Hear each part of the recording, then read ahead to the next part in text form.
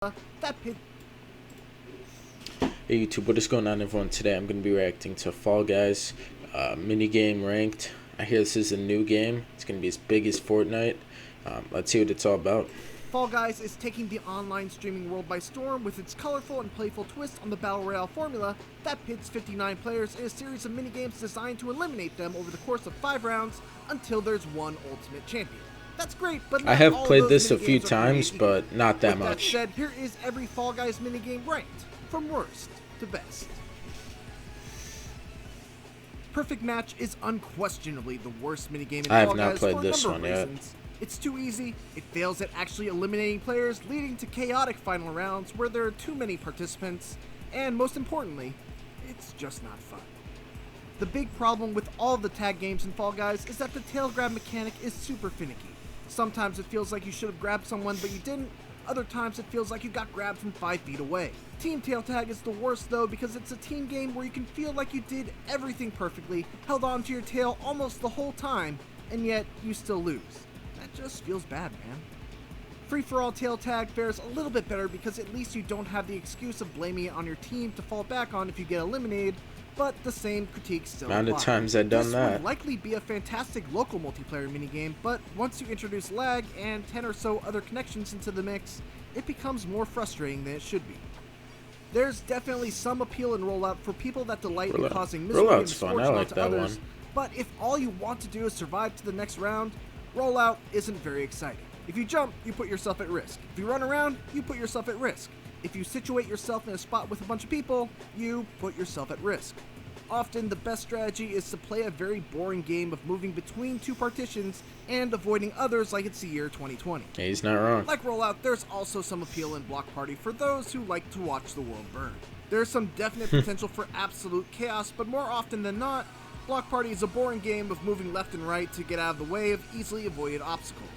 When things go wrong and you get eliminated in Block Party, it's usually because of some unavoidable disaster as opposed to anything you did wrong. That's why you gotta get to the front. Why are you in the back? The beginning of Rock and Roll is actually pretty fun. Once you get your ball off the solo track and into the open field though, this becomes one of the more frustrating minigames as the other teams now must balance pushing their ball towards the goal with blocking the other team from doing the same thing. There's no real good way to break free from a team that's devoted to stopping your ball, which leads to a minigame that lasts way longer than it should. DoorDash is pure unadulterated chaos, and that can be fun in its own way for sure, but it's also one of the most luck-oriented minigames in all of Fall Guys. Pick the right door and you completely bypass the horde of bodies that pile up as everyone tries to squeeze through at once. Pick the wrong door and you become one of those bodies. While it's still a tail tag game and suffers from the same problems as Team Tail Tag and Free-for-all Tail Tag, the Royal Fumble variation earns some points for the sheer franticness involved with there only being one tail in play. There's a certain level of satisfaction you get when you're able to take control of the tail and are able to feel like you managed to juke one pursuer and outplay another. It's the worst of the final rounds, but it's certainly not bad. The rush of adrenaline you get in Tiptoe when the way to the end is finally clear and everyone makes a mad dash to try and qualify is one of my favorite micro moments in all of Fall Guys. But everything leading up to that micro moment, it can be slightly maddening to say the least. This is one of those games where you will curse the name of a jelly bean shaped man or woman that you've never met when they suddenly bump you off the narrow walkway and send you all the way back to the start. Jynx is another tag style game, and while it's got many of the same issues, it's also got a much better map that gives players the ability to hide and use the environment to escape pursuit in a much more satisfying way. Plus, there's a better sense of being a contributing member to your team since you're actively reducing the remaining lives of the other teams. Fruit Shoot is another minigame that can quickly become pure chaos, but at least it feels like slightly controllable chaos. A careful eye on the horizon allows you to at least see where the fruits are coming from. I heard the best tip for that one is just stick on the left side. That are soon to follow. It's not one whether of the that's best true or races, not, but given you'll that have the to find out race yourself. minigames are the best parts of Fall Guys, Fruit Shoot is still pretty great. Jump Club feels like a game that's straight out of Mario Party, and that's a good thing, because Jump Club captures that deceptively simple feeling of a Mario Party game perfectly. The challenge isn't in jumping over the bar, it's in being able to judge when the low bar is going to be clear of the high bar and being able to move to a spot where you're able to get a clear jump, which makes this minigame more of a challenge of the mind than anything else. What's great about Hoarders is that it always feels like you're still in the game, regardless of how far behind you are. And on the other end of that, even if you're far in the lead, there's always the possibility that 2 of your balls will roll over to the other team's side and put your team on the chopping block for elimination. It also is a game where you can feel like you made a difference, whether by stopping a ball from getting out of your territory or stealing one of your opponents. Seesaw is likely a common source of rage for a lot of people just starting out in Fall Guys, but Oh it's my also goodness, one of I the best hate at this teaching one. Fall Guys' most important lesson: patience. All these Once you get a idiots feel just for run when to the jump, same when side, and to then you wait, got that. and when to entirely give up and take a different path, Seesaw becomes a lot of fun and one of the most skill-dependent minigames in all of Fall Guys. Dizzy Heights is one of the more simple races out there. You've got a bunch of rotating plates that spin you right round, baby, right round, and you just gotta make your way through them to get to the exit. But as often is the case with Fall Guys, sometimes simpler is better. The best team games in Fall Guys are the ones where it feels like you truly made a difference on your team. And Hoopsie Daisy is one of the best at instilling that feeling. Sure, there's all kinds of luck involved with regards to where the hoops spawn in relation to your own position, but Hoopsie Daisy is still frantic fun. While it's a little confusing that the minigame about crashing through barriers has dash in the title and the one about dashing through them has crash in the title, Gate Crash is nonetheless the superior cousin to DoorDash.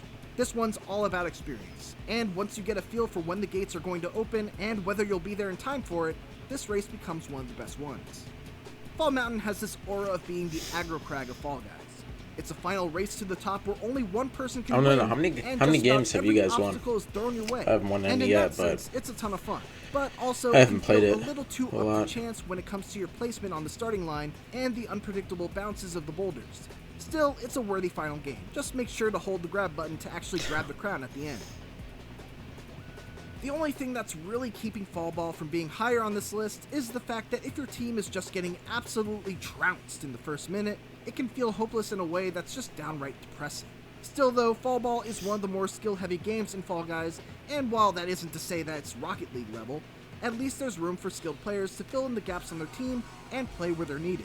Whether that's falling back as a goalie, playing the midfield to hit new balls as they drop, or being aggressive and putting pressure on the other team. Egg Scramble is one of the most dynamic minigames in Fall Guys, which is also what makes it one of the best. Depending on how the score looks, your own role could shift to one of defense, where you try to secure your lead by preventing people from stealing eggs from your zone, to jumping down into the pit of the winning team trying to steal one of their high-value golden eggs, or trying to scrounge up whatever free eggs remain on the field. Either way, it's an appropriately mad scramble and our favorite team game of the bunch. Hit Parade is great because of the variety of obstacles throughout the race. While most races are defined by a single specific theme, Hit Parade just throws everything at you. It starts with a balance beam, then there's a race to get through a bunch of turntables, then everyone's gotta clump up and try to squeeze through this small opening, which leads to the main event, the Pendulum Bridge. After that, it's just a quick dash up a slicked up slope to the end. There's just a lot going on in Hit Parade, and all of it is a great time.